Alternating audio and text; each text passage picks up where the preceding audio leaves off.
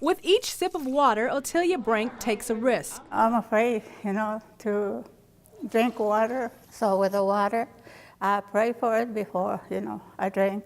While people here take the gamble, politicians play the blame game for this humanitarian crisis. A water expert at the federal EPA tried to raise the alarm in February 2015, and he was silenced. There were people, more than one, that were making decisions and thinking that, well, maybe Flint isn't who we should go out on a limb for. Are you kidding me? While politicians here on the Hill battle it out, the crisis actually began 2 years ago in Flint.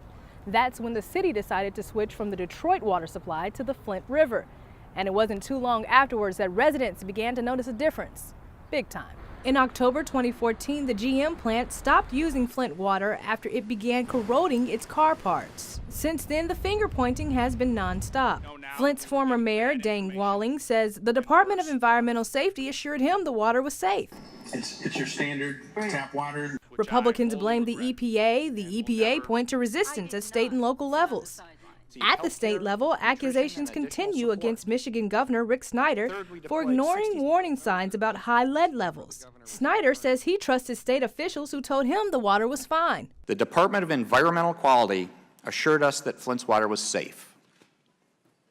It wasn't. Plausible deniability only works when it's plausible, and I'm not buying that you didn't know about any of this until October 2015. You were not in a medically induced coma for a year. Meanwhile, residents saw a spike in Legionnaire's disease, hair loss, and E. coli.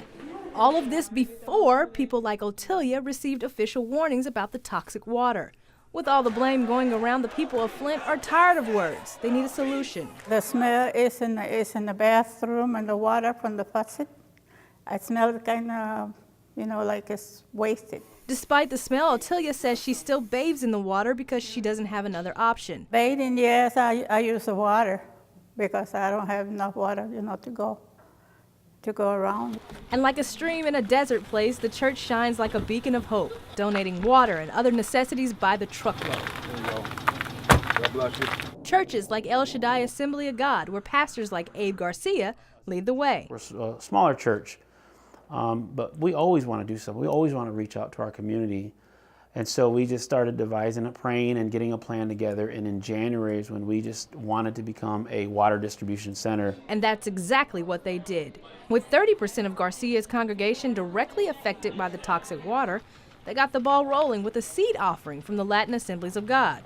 Then the help really poured in. We got connected with Catholic Charities, which is located here in Flint as well. And they have a great water distribution center going on there. They're doing awesome work, and so we connected with them. They're supplying a lot of the water that we have here. We're also getting water from churches in Detroit. There's a church in Detroit, it's Eternal Rock.